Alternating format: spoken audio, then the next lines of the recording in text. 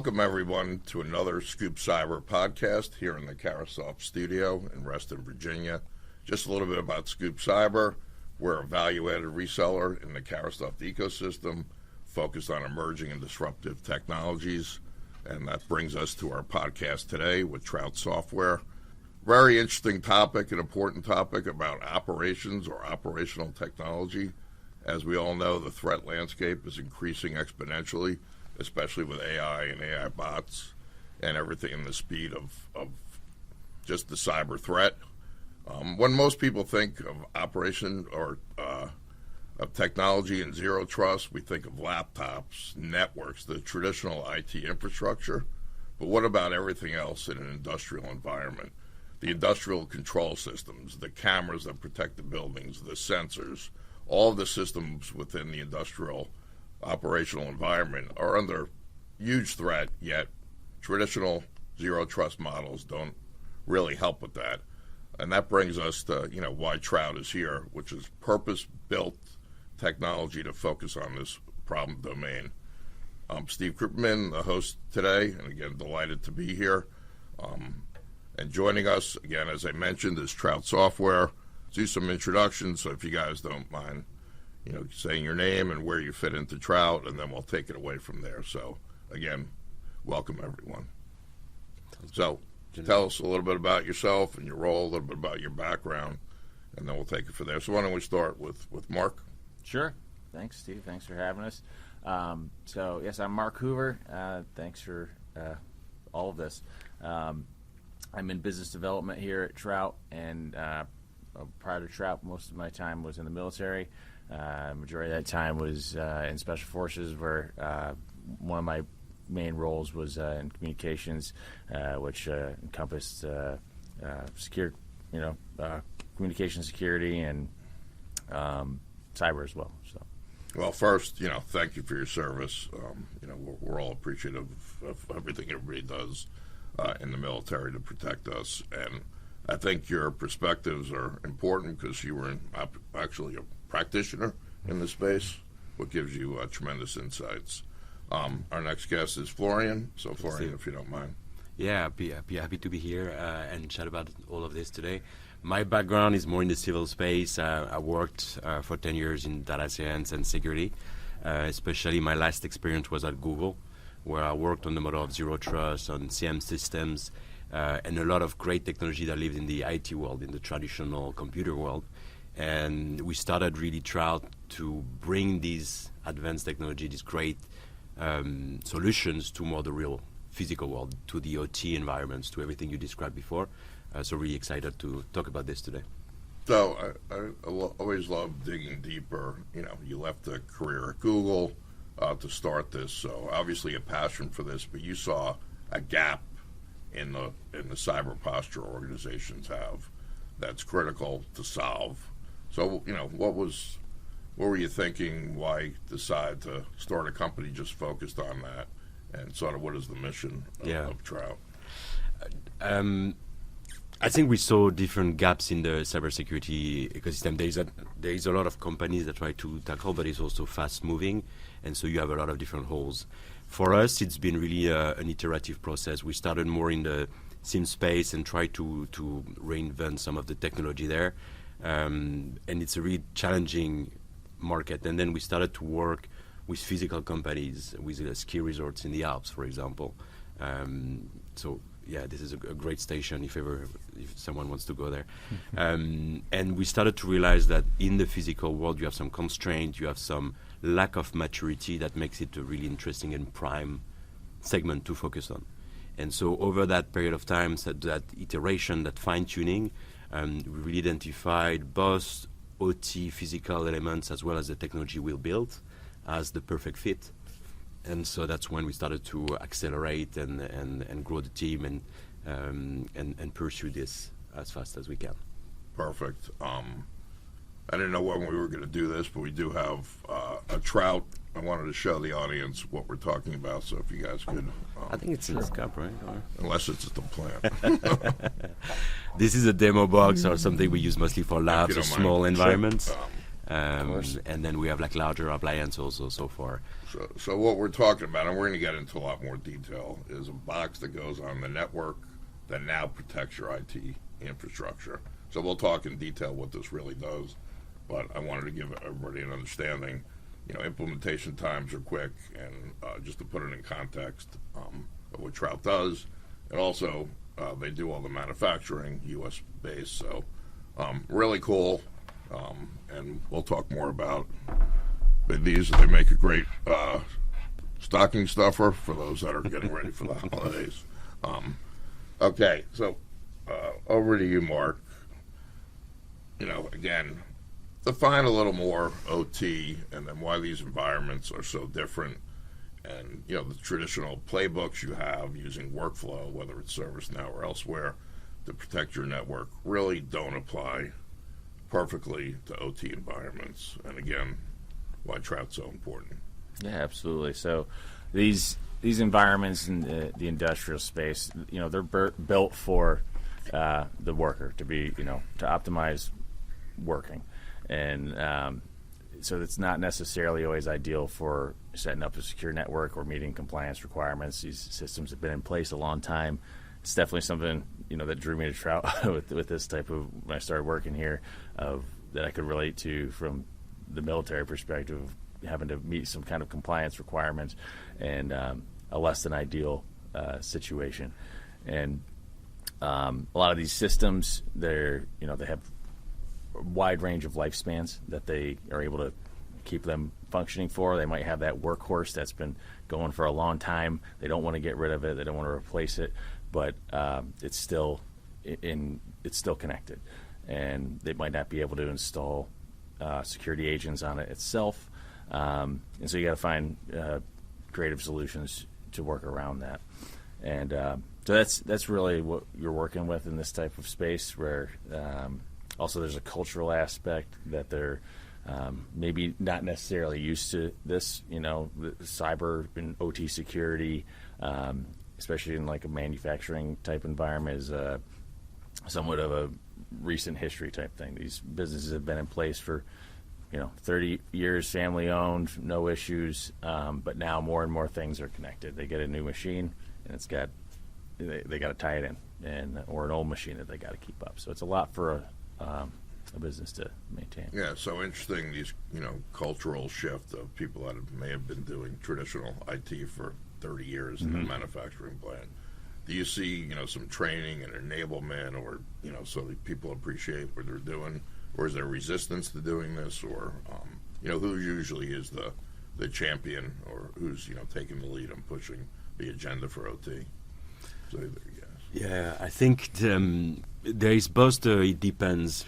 You have some companies that are really leaning in this and understanding that this is the next wave of attacks, and if we want to be around in 50 years, in 100 years, we need to tackle that really seriously. So, and the other ones are like, we've been doing this for 20 years. We didn't have a problem, so let's continue as is.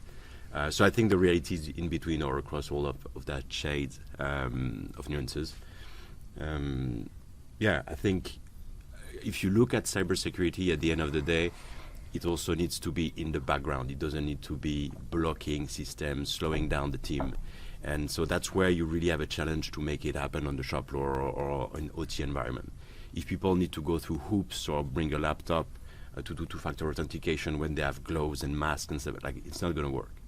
So you need to put the solutions that are right for the environment so that they can then deploy them and then scale them. So it's a bit of, yes, the company need to prioritize this, but we also need to have custom solution, and that's why I think we're here today, that fits the environment that requires them.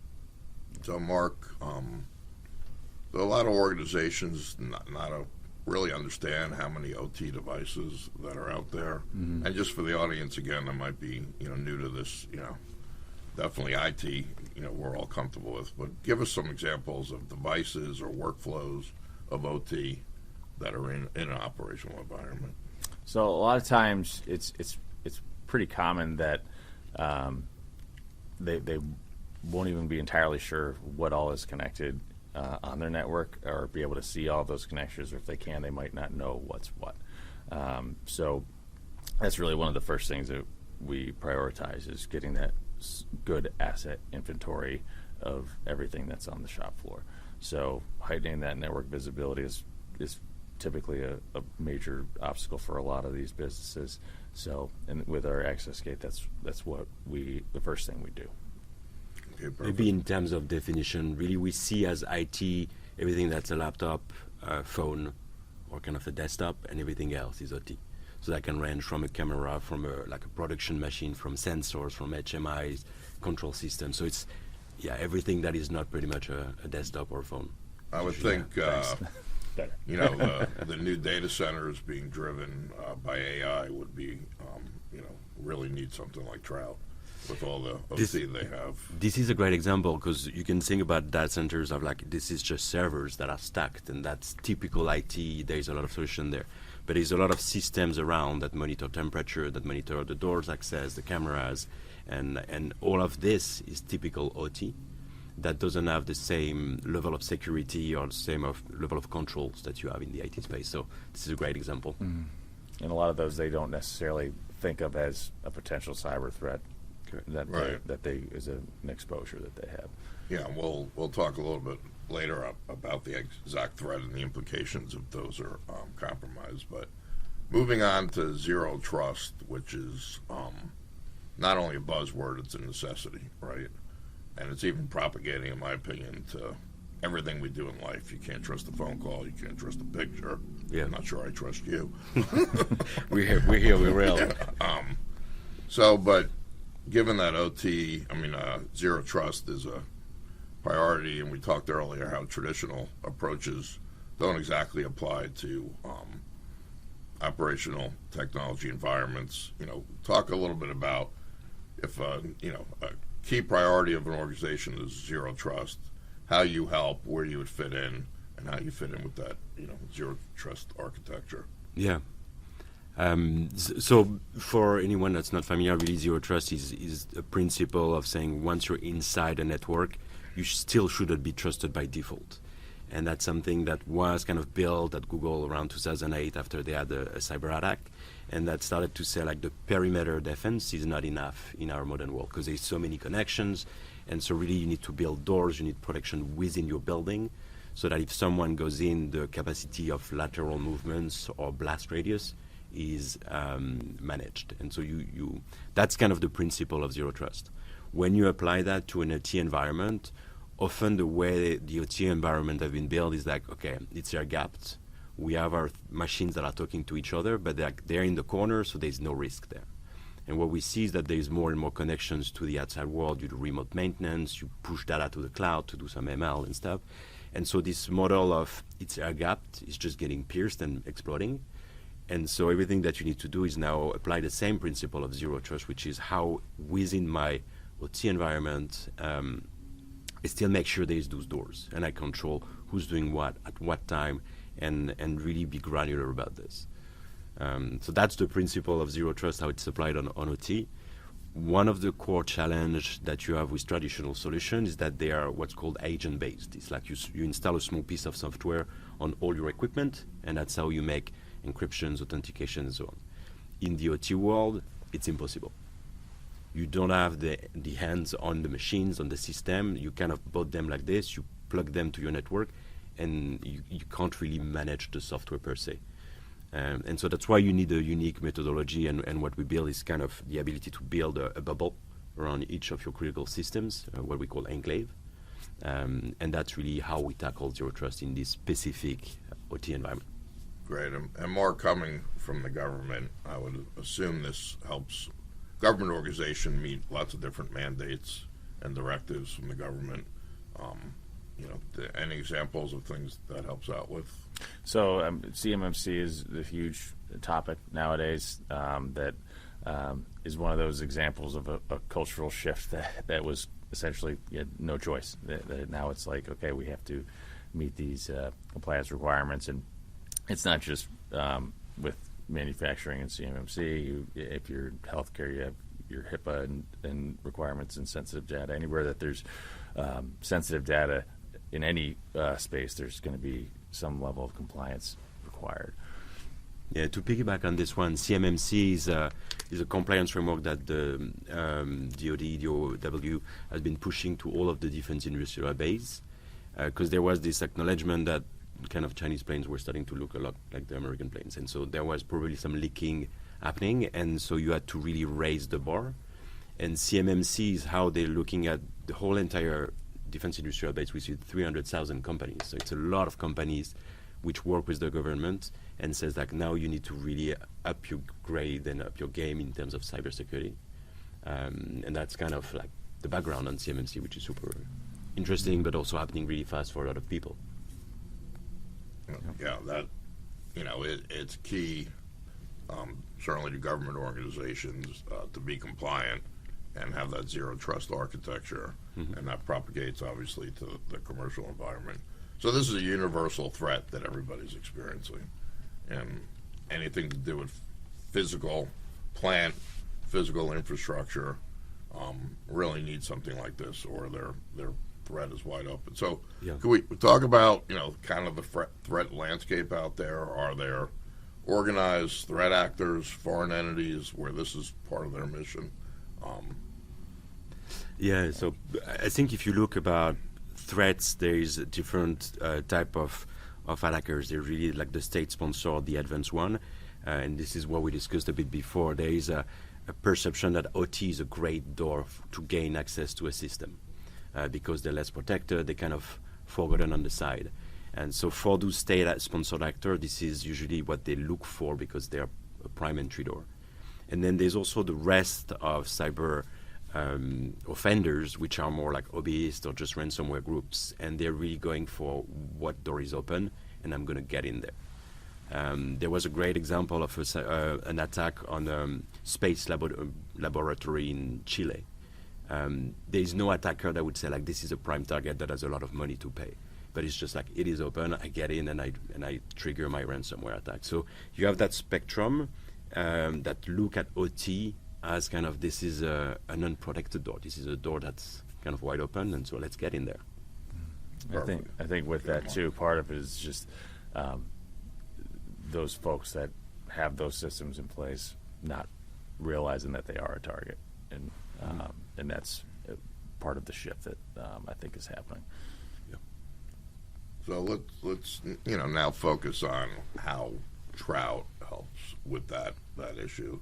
So talk a little bit about a real example or just a general scenario of a plant. Let's say it's manufacturing a key component in a defense a weapon system. They're under attack. Obviously, there's a critical endeavor going on. We have that all around the world. If anything happens to that manufacturing, it could shut the whole mission down. So they call Trout. We have this problem. Talk about how you would implement this and what are the steps. And from what I understand, it's again, we have a physical box that we need to put on the network. There's not a lot of implementation but walk us through that so the audience gets an understanding of the complexities of doing this and how what are the logical steps that I am that manufacturing plant. What would I need to do and how would I work with Trout to make that happen? Yeah. So from I'll give an example from one manufacturing plant, Element Magnetics in upstate New York. They defense industrial base supplier, and a lot of obviously critical infrastructure that goes with that. They've been in business for I think 30 years probably. A bit more. I think it's 50, second generation. Yeah. So shoot out to them. Yeah, good people. I don't know. And they essentially had to meet a CMMC requirement, and even though they had solid IT people and a good baseline, they couldn't just completely rewire their physical infrastructure, their network. They had secure servers that they needed to maintain access to control CUI, controlled and classified information, and they needed a means to do it without having to rewire their whole network and move machines around, which are massive. You can't do that. And they have some legacy equipment that they need to secure. So we're able to deploy the Trout Access Gate, get them set up and create these secure enclaves or the bubbles that Florian mentioned around each individual device, and set up the access control, network visibility, and all the log collection that they need, to one priority being to just have a good cyber footprint, but also to meet the requirements for CMMC. So that's one example of manufacturing. Okay, I think even to make it more palatable, like really the device is installed on site, it's connected to with like one Ethernet cable to their existing network, so that can be a firewall, a router, or a switch, and then there's a bit of configuration to create those bubbles. So it's really a lightweight kind of as plug and play as we can. Each factory, each system is a bit different, so that's why you have this configuration that needs to happen. But that's usually done by the IT team or the partner doing their IT, and it's usually it's pretty lightweight. It's a couple of buttons to click and do the enclaves to create. But as plug and play as we can is what we're aiming for. One other example that we have is with one of the a Navy that has ships, and thinking about the same kind of dynamic is like those ships were built to be air-gapped. They're on the water, they're not connected to the network, but starting to realize now you have unmanned systems that are connected to them, or you're going for maintenance, and so you have people that are gaining access. And so the risk for these extremely expensive boats is also cyber today, and so they need solutions to do that, and they can't rewire, they can't pierce holes in the boat to just like push cables around. So that's another example, kind of more at the high end of the spectrum, about those really, really expensive systems that they need to be secured, because this is just a shift that we have in the market today. So do I just need one box? Let's say it's a ship, or do I need multiple? How does that work? So it's usually one appliance. So this is a small appliance for smaller sites, and then there's a larger one for larger sites that have like redundancies and stuff like that. It's also a network equipment. So the same way as like firewall and switches, you're usually looking at an architecture with redundancy, so that if someone fails, there's like failover systems. So it's like between one or two. It depends on kind of the architecture work that we can do. And all this is managed through a very easy to use user interface, and that's so for that manufacturing example, that small IT team that's sitting in a server room that's got plenty of help desk tickets that they're answering, they're not overburdened with this extra work. It makes it much more streamlined for them to do all their controls that they need to. And then same for that bigger, whether it's enterprise or on a Navy vessel, to be able to use that same interface, but with way more systems. So I think that's key, just to reiterate, the Trout appliances never talk to the outside world. Yeah. And the box itself, it could not be compromised, right? It's under the control of the enterprise with regards to even maintaining, firmware upgrades. So there's no risk of the appliance itself being compromised. There's always a risk in cyber. There can be someone walk into the room and hammer the things down. It's not a zero risk. There's less risk, and that's why we built it really for critical infrastructure for defense systems. So it's on-premise. There's no cloud connectivity. The hardware is physical. The upgrade is physical upgrade. You have dedicated port for admin. So we build a lot of security in it. Risk zero doesn't exist in cyber, and that's the way we should all think about it. But I think we did a pretty good job to get as close as we can. Yeah. So there's an organization that wanted to do a proof of value, a proof of concept. Is that possible with Trout? It's possible with us and our partners, and that's why we're like in this building also today. So there's really the ability to bring a box on site, connect it to the network, and then start to create these enclaves. One of the key strengths of this technology is that this is not a rip and replace. You don't need to shut your production down and then install a new system. So it's really elegant to let it plug it aside, see the network, create your bubbles, and then start to use them and evaluate if it's a fit. And if it's a fit, then you move from this proof of value to a deployment. And that's usually what we do with every company. And the proof of value can be a couple of weeks. That's usually a good time to create an inventory, create those enclaves, and test the system, or stress test the system, I should say. Mm-hmm. So that's another key point, that you're not installing any agents or anything on those operational environments. So there's no impact to uptime or that's correct. Yeah. Their functionality. You're just detecting, threats or mitigating or blocking threats before they even get in. Exactly. So there's two kind of technology pillar. There is the one that's called software-defined networking, and that's how we allow to have no agents and no rip and replace. And then the second set of technology that we have is proxy security, which is with this bubble, we kind of look at everything that happens or that try to move on the network and allow them or not. And that's really how we allow this level of protection that usually you need an agent for, but we don't need in this case. And it's still, and by doing that, it's preventing any lateral movement across the network. We talked about that. There's always a risk in cyber, so if somebody could get their hands on something, but in the event that a piece of OT equipment or IT equipment was compromised, that hacker isn't able to move laterally across the network because they're not going to be able to get out of that secure bubble surrounding it. Yeah, I don't know if you guys have seen this, but perhaps in organizations their cyber insurance could go down because this makes their posture even that much stronger. So probably something we should think about as we go forward, which leads to another question. So it's not emerging technology. This works today, but what is the future for Zero Trust and operational? I mean, how do you see this progressing? How do you see Trout progressing? What is the ultimate state of protecting OT environments? Yeah. I think it's there's a lot of work, and I think that's the realization come from this. Is like there's way more connected systems that we think, and they're all an entry door.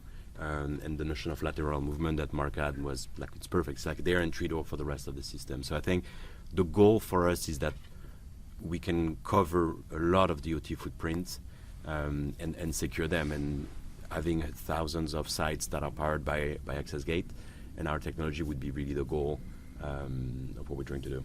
And the Department of War has really pushed an initiative of Zero Trust, and part of where we fit into that puzzle is that Zero Trust in the cloud has been established for quite some time. It's effective. But they're still on-premise, and a lot of times there's a hybrid situation where they have some cloud security, but they still have these on-premise systems that need it. So that's a major gap that we're trying to there's fill. a lot of work to do there, so Yeah. enough to do for the next 20 years, I think. Yeah. Yeah, so, one of the things we do at SCOOP Cyber is vet a lot of the solutions. Obviously, you're here with SCOOP today because we've seen it in action. It works, and, it can be deployed. And we're also seeing the topic of protecting Zero Trust for OT increasing every day. It's something, it's not a nice to have, it's a must have. And I think, working with Trout would be, recommended for any organization. Again, it could be start out with just some education around this topic. We're happy to do lunch and learns, webinars, potentially pilots to move this forward. Very accessible team, as you can see. So before we wrap up, anything we haven't covered or just, closing thoughts from you guys? I just say that, things, I think, as a culture and a community in this space, I think this is becoming more common, and people are going to start getting used to it. These things take time to be part of your everyday life, but I definitely think that that's happening, and especially as these pushes for Zero Trust and compliance become the norm. I think solutions like Trout are going to be more and more relevant. Yeah, and more relevant because I think we're seeing digitalization and AI kind of like impacting everything. Yeah. And so you will have more and more access to the cloud and like different systems that interact with each other with or without humans in the middle, which is a big like risk and things that can change. So I think this notion of Zero Trust, building bubbles around your key systems is definitely present and super exciting to work on. So happy to be here. That's awesome, guys. So I'd like to thank, everybody out there that listened to this podcast. I know every time I talk to you guys, I learn a lot, and hopefully everybody felt the same. I'd like to thank Carasoft and the whole team here, and thank you guys for a very engaging, interesting conversation.